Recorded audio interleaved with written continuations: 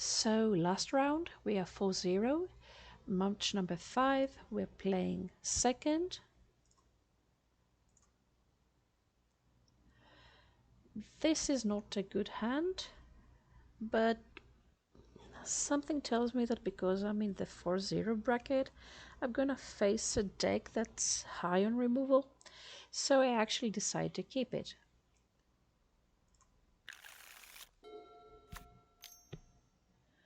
Thoughts is first turn, so let's see. Obvious turn 1, we're gonna play our Mystic. And it's the Cabal Coffers deck, one of the newest decks in the format. I can't say that I'm very happy to see it because I do not have a good matchup.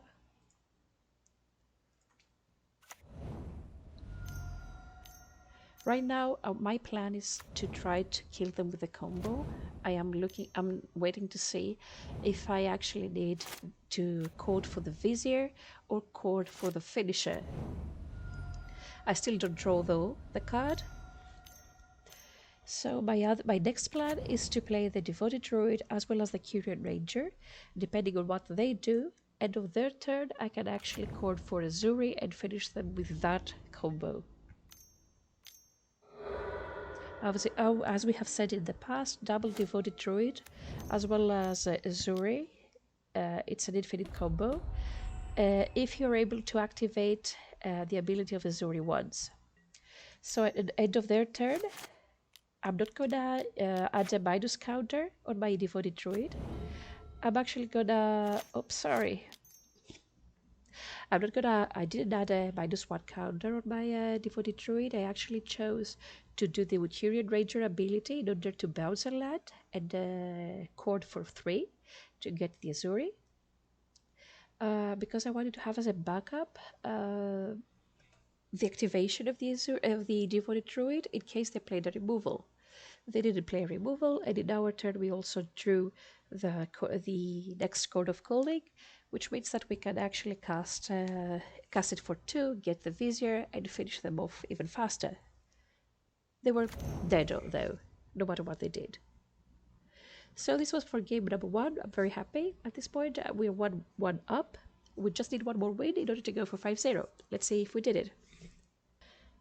So how do we sideboard against mono black control, as I call it? I have no clue because I haven't won any. I think I've only beaten them once so far. I still haven't found out my ideal sideboard configuration. The main way that we are losing is actually them tutoring for a Damnation, killing us, and then Karn getting Ballista and finishing everything that we have after that. So for game number 2, what I'm actually going to do, I'm going to bring in my Christs. I was debating if I should bring in the Necromantias. Because I was playing second, I decided not to do so. Obviously, I'm going to bring in my 2 Forces of Vigor. I wished I had my Fracturing Gust, but I have not everything fits in the sideboard. And I side out 1 Devoted Druid, 1 Code of Cooling, 1 Heritage. Come on, Heritage, 1 Heritage Druid, and I will work with this. Because you see me playing 61 cards post-board, 99% of the times, I do want to say that one of the reasons I'm doing it is because the deck plays Chord of Cooling as well as Finale, helping us get what we want easier.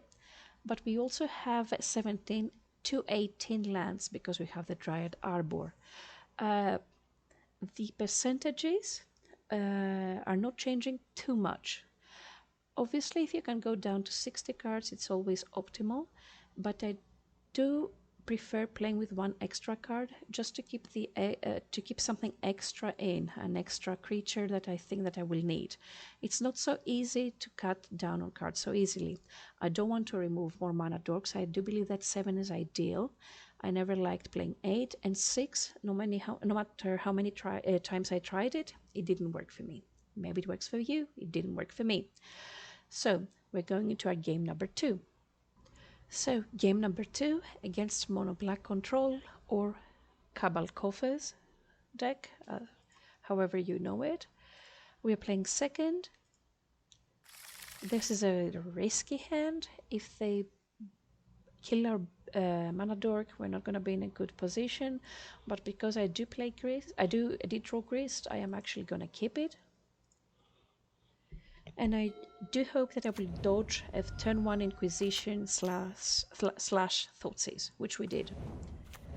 So turn 1 I'm going to fetch for our Overgrown Tomb and play the Elvish Mystic.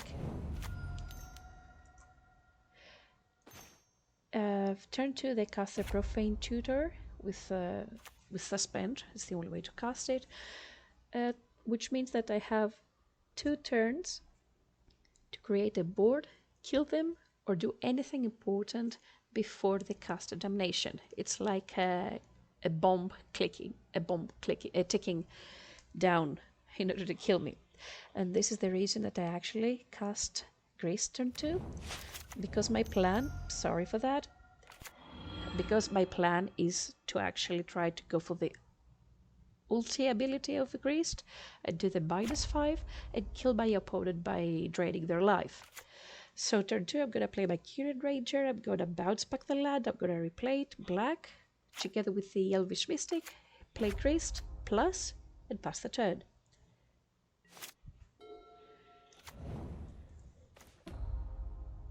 We do draw another Grist, not bad. So now we are running as fast as we can. I'm playing the Archdruid, and we're attacking.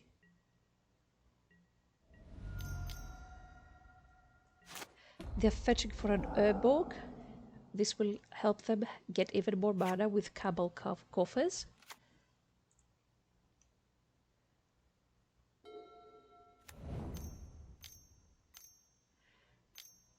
And here's the damnation we all expected. So still our plan here is to kill them with Grist. So I'm playing the Devoted Druid, plusing, and I'm passing the turn. This is where the biggest problem of the deck, the thing that assembles everything, comes into play. They play card, they go and fetch from their sideboard Pything Needle, which is gonna name my Grist, and from this point on, my only way out is by Force of Vigor that I do have to draw. I am attacking the card because I'm trying to keep it low, because I don't want them to be able to tutor something else from their sideboard and keep card alive. Next turn, I am expecting them to get from the sideboard a Walking Ballista. They have double Cabal Coffers, which is very bad for us, which means that they will have tons of mana next turn. And that's actually what they're gonna do. They -2 their card, and they get Walking Ballista from the sideboard. So right now it's Force of Vigor or bust. It's the only way that we are beating them. They're gonna cast a huge ballista, huge. It's gonna be a ballista on 5. It's a pretty big ballista, which is gonna kill our board. And there's no way of coming back from this point, especially when we don't draw our Force of Vigor next turn. So we go to our game number 3. So before our game number 3, because we're playing first this time, I decided to change my sideboard configuration, and I'm gonna bring in my 4 Necromentias. I'm gonna shave on the Grists. I don't believe that they are as useful, as well as the Ogre. Another thing that I'm gonna take an Azuri out. I am gonna rely more on Necromentia in order to beat this matchup. I hope that I will be able to cast Necromentia and name Karn. If I get Karn out of their deck, I do believe that they won't be able to beat me, because they won't be able to get artifacts out of their sideboard, artifacts that are very good against my deck. The reason I keep in Scavenging Ooze is because it can be a threat on its own. If they kill my whole board and I still have 3 mana, I can start eating my graveyard, and attack them with a very big scavenging ooze. Maybe I should have sideboarded it out. Maybe, but I don't think it was a bad card to keep inside.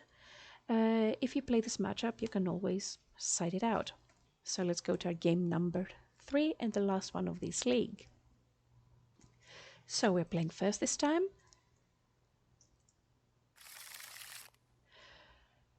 This is a bad hand. And I have no idea why I kept it. This was mistake number 1.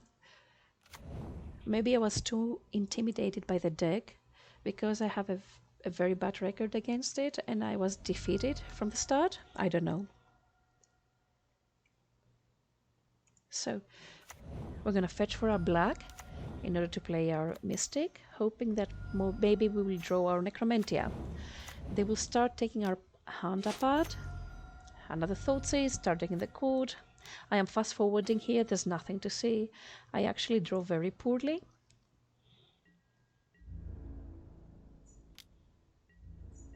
Two very angry elves attack, nothing. I choose not to play Yavimaya because if they played Cabal Coffers, at that point it wouldn't be able to add mana. They would have to use my Yavimaya to do so. Then they play Liliana, they're gonna minus. Nothing important. I keep on drawing very poorly. But this is not an excuse. Of course, we're gonna kill Liliana. I shouldn't have kept this hand. And here's the big boy. So, you came a turn too late. If I had Necromantia a turn earlier, I would be fine because I would be able to cast it, name Karn, and get over with it.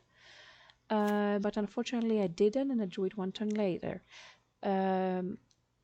With the Karn, they got Walking Ballista, which I had to name at this point. But obviously, because of Khan's ability, they are able to bring it back from the exile.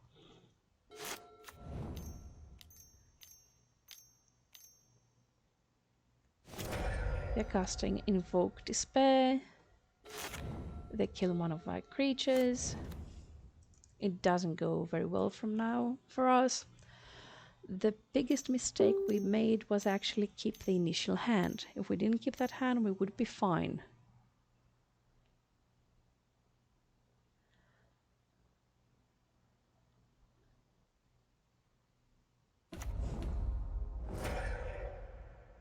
But even at this point, if we actually draw our Force of Vigor, there is still hope that we can beat them. I'm trying to think the deck, nothing happens. And it's a disaster, we actually die, and so goes our hopes for 5-0. 4-1 is the final result. I'm pretty happy with the league though. We did get lucky at some points, and some others our deck played very well. I will be back with the sideboard configuration against this deck. I am not accepting a defeat that easily. And I promise that I will post more matches in the future against this deck with wins because I will have figured it out how to do it. So that was it. Thank you if you watched it. As always, you can leave a comment down below if you want to ask anything or if you want to comment on anything. Thank you.